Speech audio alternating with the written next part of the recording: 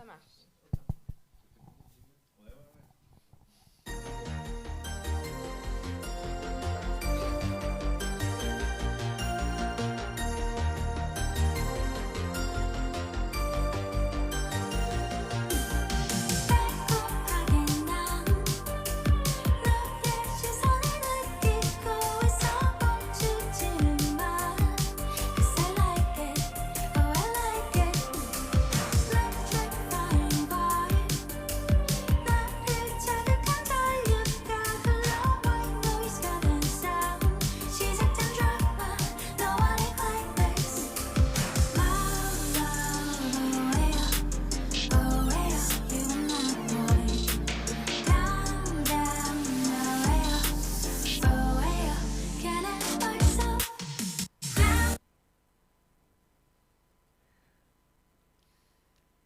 Alors, bonjour Jean-Philippe, alors, te voilà parmi nous, bienvenue. Merci, bonjour Camille. Alors, tu as le plaisir, j'imagine, de commencer voilà, ce programme super qu'on a prévu pour tous les participants aujourd'hui, pour parler de ton club. Alors, ton club Lean, voilà, effectivement, tu es le pilote de ce club depuis quelques temps déjà, mais alors, qu'est-ce qui t'est arrivé? Comment ça s'est passé?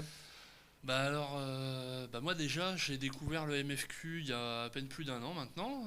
J'ai poussé la porte du MFQ en juin l'année dernière. Donc, Ouais, c'est vrai, je me souviens, c'est exactement ça, tu as poussé la porte. c'est ça, et j'ai découvert. Je suis assez bien tombé puisque je suis tombé sur toi, Serge, Pascal. Donc je suis assez bien tombé pour le coup. Et j'ai commencé à discuter et à questionner sur le club Lean. Parce que j'avais vu sur votre page internet que vous aviez un club Lean et c'est un sujet qui me parle particulièrement. Voilà. Et une chose en entraînant une autre, je me suis retrouvé pilote du club Lean 15 jours plus tard. Voilà, donc, et on est comme ça à MFQ, on sent les talents. Voilà. Les talents, on verra, hein, l'avenir nous le dira. Hein, en tout cas, le Lean, pour toi, c'est pas rien. Ça fait quand même vraiment partie de ton histoire professionnelle. Tu nous en dis un peu plus? Alors, moi, ça fait maintenant 15 ans que je travaille dans l'industrie automobile. Hein, donc, comme dirait Obélix, je suis tombé très petit dedans, dans le Lean. Et c'est devenu partie entière de mon ADN maintenant. Donc, j'ai décidé donc, de faire profiter de mon expérience et puis de mutualiser les bonnes pratiques au sein du club Lean. C'est d'ailleurs sa vocation, hein, discuter ensemble sur les bonnes pratiques et les problématiques que peuvent avoir différentes entreprises et les adhérents du club. Ok, alors concrètement, ça se passe comment? Concrètement, on fait des réunions à une fréquence qu'on définit avec le club. Hein. Ça peut être tous les mois quand il y en a besoin, ça peut être une fois par trimestre quand il y a un peu moins de besoin ou un peu moins de disponibilité. Et sur une page un cycle de 3 réunions, on essaye d'en faire une studieuse, on va dire, où on développe des outils, bien qu'il y ait déjà énormément de bibliographie sur le Lean, on essaye de se l'approprier, de le développer, de le mettre au goût du jour pour nos adhérents. On essaye aussi de visiter des entreprises et de soumettre. Donc, les entreprises viennent soit avec une bonne pratique, soit avec une problématique qu'ils ont et qu'ils veulent soumettre à l'intelligence collective. Voilà, donc on traite des sujets divers et variés, hein, parce que le Lean, c'est pas que l'industriel, hein, c'est pas que le Lean manufacturing, même si c'est le plus connu. Alors par exemple, ces sujets, ça pourrait être quoi? Ça pourrait être le lean transactionnel, par exemple, hein, qui est plutôt orienté service. Hein. On est toujours dans une philosophie de chasse au gaspillage, mais là, c'est vraiment orienté sur du service, de la prestation de service, sans forcément de production de biens. Ou du lean, ce qu'on appelle du lean construction. On a d'ailleurs un expert là-dedans au sein du club qui a pour but d'optimiser les chantiers de sorte que non seulement les chantiers soient terminés à temps, ce qui est déjà une gageure en soi, et voire même qu'ils prennent de l'avance, ou à minima qu'ils terminent dans les temps. Donc toujours dans la philosophie de chasse au gaspillage, opération à non-valeur ajoutée, on chasse tous ces aspects-là pour les réduire au maximum. C'est ça la philosophie derrière du Lean. Alors, il y a eu déjà combien de réunions depuis que tu as repris ce club? L'année dernière, on a fait à peu près une réunion tous les mois. Mhm. On n'a malheureusement pas pu faire, vu le contexte un peu particulier, faire de visites d'entreprise, mais on essaye de reprendre sur un rythme qui conviendra à tout le monde, à Mhm. tous nos adhérents du club, et pour commencer à refaire des visites d'entreprise, parce que c'est surtout ça qui est intéressant. Partager les bonnes pratiques ou soumettre les problématiques. Et ça, avec des entreprises, c'est ça qui est le plus intéressant. Oui, d'aller voir sur le terrain C'est ça, concrètement quelles sont voilà, les choses qui sont mises en exactement. place. Et puis il y a pas mal de projets, il me semble, qui arrivent. Là, pour 2022, tu as déjà un peu construit un calendrier. J'ai commencé à avoir plusieurs contacts avec des entreprises qui seraient prêtes à nous accueillir.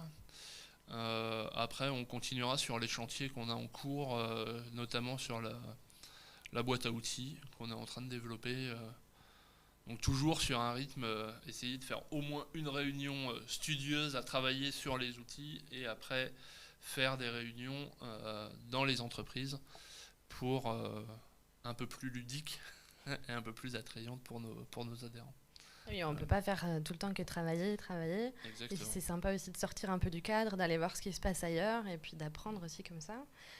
Concrètement, les outils, tu nous en parles peut-être Alors, dans les outils, donc ce qu'on a développé, ce qui est disponible, c'est une petite checklist d'audit rapide à faire pour savoir, pour identifier quel est votre niveau de pratique du lean dans votre entreprise. Donc ça, c'est disponible.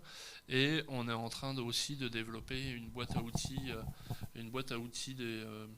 du lean où on regroupe différents outils avec 3 niveaux. Surtout donc 3 niveaux basiques, intermédiaires, avancés, où on regroupe des outils comme le 5S par exemple, ce qui est normalement un outil de base du Lean. Donc ça, on le regroupe dans une boîte à outils et donc on mettra à disposition de nos adhérents. Ok.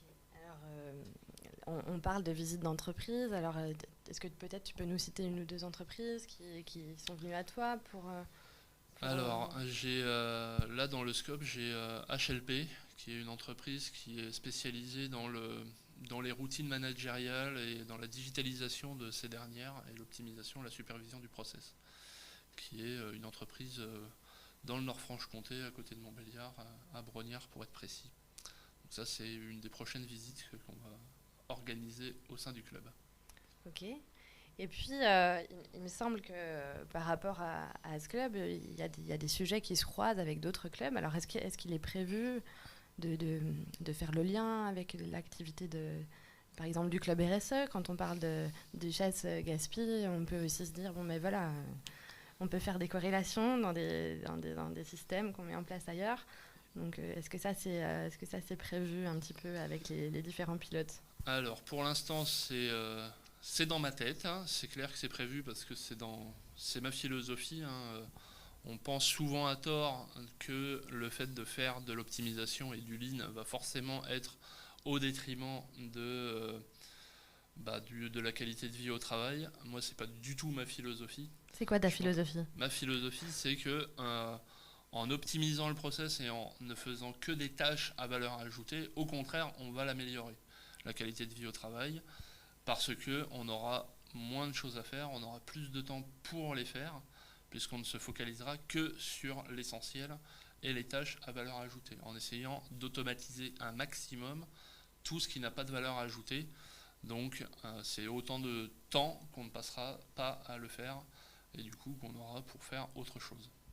Alors, est-ce que tu peux nous donner des exemples concrets sur les choses qu'on reprend en main au travers du Lean? Alors, par exemple, alors évidemment, par secteur, ça peut varier énormément, mais est-ce que tu peux nous donner, toi, par rapport à ta casquette de spécialiste aussi automobile, etc., est-ce que tu peux nous en dire un peu plus? En fait, d'abord, on va s'attarder sur tous les gaspilles, hein, donc ça peut être de la surproduction, hein. Typiquement, un exemple facile, c'est si je veux produire pour produire 5 pièces bonnes que je dois en produire 7, voilà, c'est typiquement le genre de sujet qu'on va traiter. Parce que évidemment les 2 pièces qu'on produit en plus et qu'on jette, c'est du gaspille. On va préférer lancer 5 pièces pour en faire 5 plutôt que d'en lancer 7 pour en faire 5. Donc on va traiter ça, et du coup par extension l'opérateur qui dans un temps de cycle donné aura le temps de faire 7 pièces, s'il n'en a plus qu'à en faire 5, forcément il va gagner, il va être moins stressé, il va être moins sur le pont, ça va s'améliorer, ça va améliorer son travail. Voilà. Et donc son confort aussi. Son confort, sa qualité de vie au travail. Tout à fait, tout à fait. Alors c'est vrai qu'on parle de ligne, il y a peut-être des gens qui nous suivent ce matin qui sont pas forcément spécialistes. C'est un peu pour ça aussi que j'essaye de t'emmener dans le détail de ces sujets-là. Pour le coup, les gens qui viennent dans le Club Lean sont forcément spécialistes? Comment ça se passe? Non, du tout. C'est vraiment ouvert à tout le monde. On a tous des problématiques. C'est vraiment la philosophie. Venir avec votre expérience, vos bonnes pratiques, parce que même si vous n'êtes pas expert, votre entreprise l'est peut-être, ou quelqu'un d'autre dans l'entreprise l'est peut-être. Donc il peut y avoir des choses déjà très bien faites dans votre entreprise malgré que vous ne soyez pas expert vous-même. Et puis on travaille ensemble, donc on va faire monter les gens en compétence sur le sujet, c'est aussi ça l'objectif. Donc en s'appuyant effectivement sur des experts, parce que même moi qui suis le pilote du Club Lean, j'ai au sein de mon club des personnes qui font du Lean depuis 30 ans. J'ai pas la prétention d'être au même niveau qu'eux, et du coup on s'enrichit de nos pratiques les uns les autres. Et on est vraiment dans l'intelligence collective. C'est vraiment la valeur ajoutée du MFQ finalement, ce que tu décris, donc c'est chouette. Alors t'es pilote, toi tu n'as peut-être pas la même expérience que certains, mais en tout cas, toi, qu'est-ce que ça t'apporte de porter aussi ce club? Moi, je trouve normal déjà, quand on fait partie d'une association, de s'investir et de la faire vivre. Donc c'est naturel pour moi de me dire, je fais partie du MFQ et bien d'autres associations autres que le MFQ. Je considère normal que quand on s'investit dans une assoce, on se doit de la faire vivre également. Donc ça, c'est ma philosophie personnelle. Et moi, ce que ça m'apporte, c'est toujours un enrichissement personnel de rencontrer des personnes peut-être même moins compétentes, qui ont des points de vue différents. C'est toujours de l'enrichissement. C'est gagnant-gagnant finalement. On voit le point de vue, ça permet de mieux appréhender le point de vue de l'autre. Et lui aussi, je pourrais peut-être aussi lui apporter mon point de vue. Donc on s'enrichit mutuellement, c'est ça l'intérêt. Tout à fait. Et c'est vraiment le cadre qu'on donne dans ces clubs du MFQ, ce que tu décris, c'est vraiment l'ADN, je dirais, des clubs. Alors au niveau du Lean, les gens qui sont inscrits, est-ce qu'ils sont toujours là? Est-ce que c'est toujours les mêmes personnes?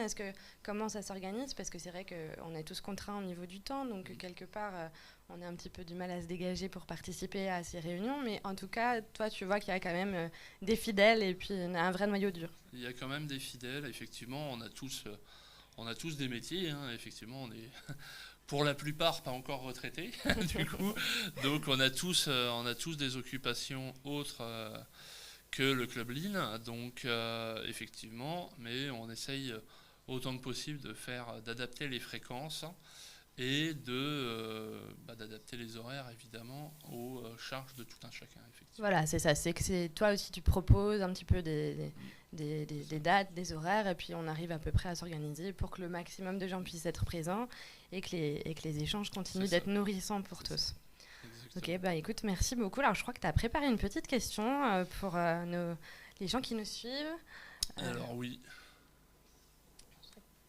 Je crois que ça va être le moment du quiz, le moment de vous faire jouer avec nous. Et qu'est-ce qu'on gagne alors là sur ta question? Tu nous montres? Alors là, on gagne un livre.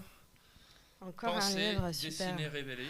Oui. Qui est alors, un livre d'Étienne Appert. D'Étienne Appert. Oui.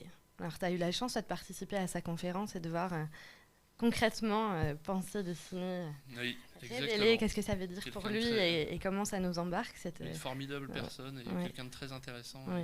Une une conférence très intéressante. Donc on vous fait gagner ce livre, hein, c'est un très chouette cadeau. Il va falloir répondre à la question avant toute chose. Bon, je vous rassure.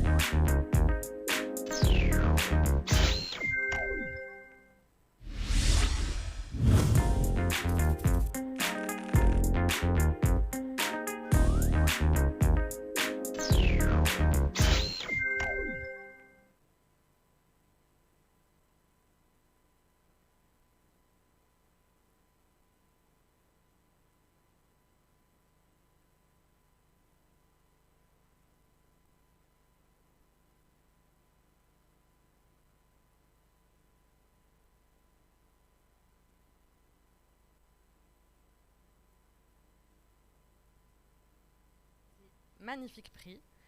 Donc on vous donne rendez-vous sur l'étape d'après avec Marc Français pour le Club Aéro. Oui.